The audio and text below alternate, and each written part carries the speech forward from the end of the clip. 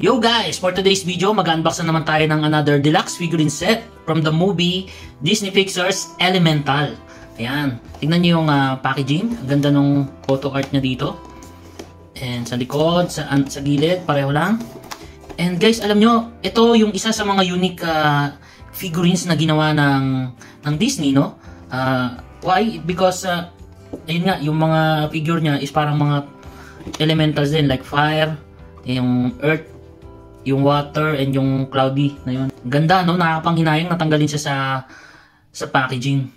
Pero dahil nga maliit lang yung space, kailangan natin silang tanggalin. Actually, 2 beses ko palang napanood ang movie na to. Ito yung movie na surprisingly na napakaganda, you know? Maganda yung graphics, yung visual, and yung story. Very rare sa mga animation na madadala ka sa love story ng mga bida, no? Ito yung box niya. Baka ang i-keep ko lang itong paper sa loob, yung background, just in case na gusto ko siyang i-display. Wow, ang bango.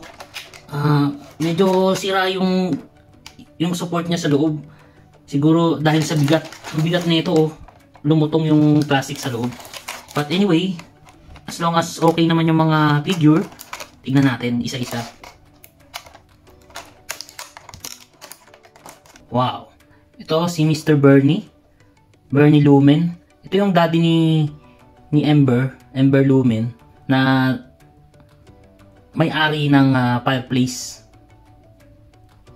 Wow, tingnan nyo guys, sabi ko nga sa inyo, ito yung isa sa mga unique figure na ginawa ng Disney, no?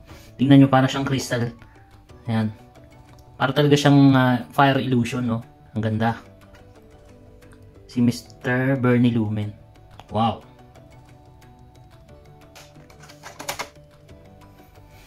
Ito naman yung mom ni Ember Lumen, asawa ni Mr. Bernie. Yan sila. Kalimutan ko yung pangalan na ito. Hindi ko maalala. Kamukhang kamukha nila yung nasaan sa movie, no?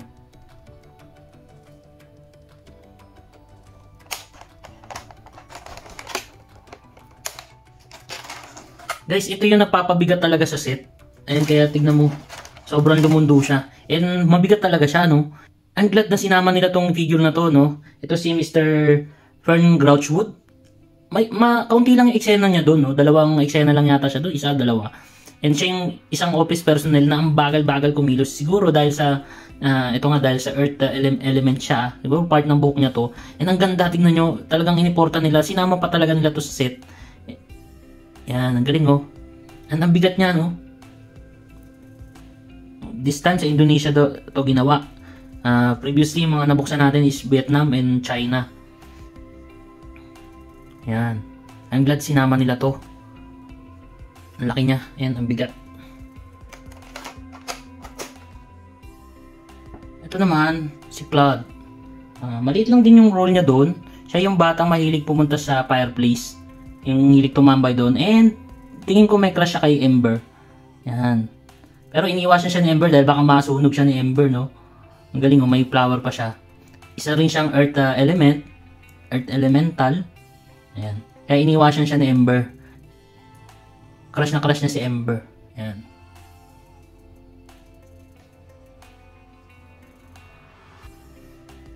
And guys, ito naman yung isa sa mga bida natin. Ang movie na to, si Ember Lumen. Ayan siya. And isa rin siya sa pinaka-sensitive sa set na to, no? Kasi manipis lang siya. And ang ganda ng pagkakadesign sa kanya. Simple lang pero ang ganda. Ayan. Manipis lang yung braso niya. Siya yung daughter ni Mr. Bernie.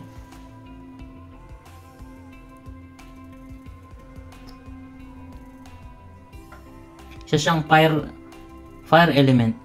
Ayan. Si Ember. Napaka-fragile niya at sensitive. Anytime pwede siyang mag-break. Wow. Ito naman si Wade Ripple. Wow. Tingnan niyo yung design sa kanya. Ang galing, no? Parang crystal or water talaga siya. Ito yung, sabi ko nga sa inyo, napaka-unique na design.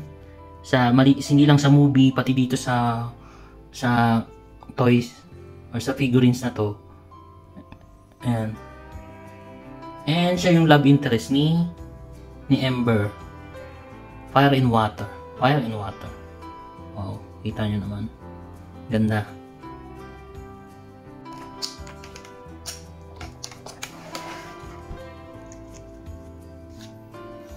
Ayan, ito naman yung mother ni Wade Ripple, si Miss Brooke.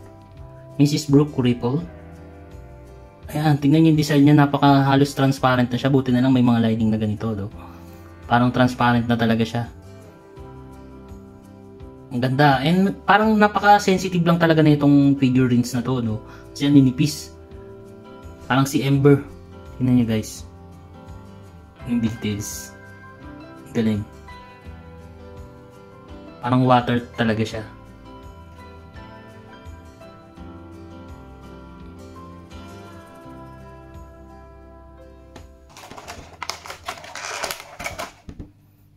Wow, ito naman yung mga air element na naka-attach sa cloud.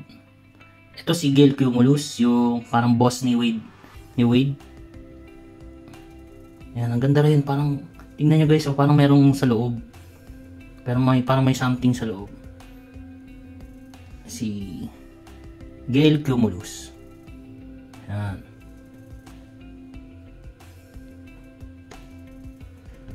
And last, ito isa rin siyang cloud.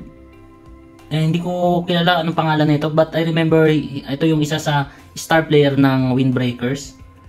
Yung isang sports doon na parang ewan ko anong sports yun. Yan. Panapan siya ni Miss Gale Cumulus. Ni Gale. Ayan.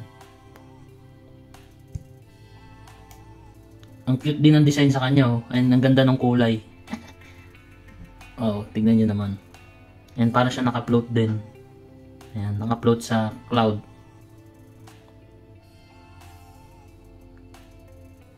Ano bang pangalan nito? Si Lutz? Siya yata si Lutz. Ayan yung name niya, oh. Si Lutz. Hindi ko matandaan eh.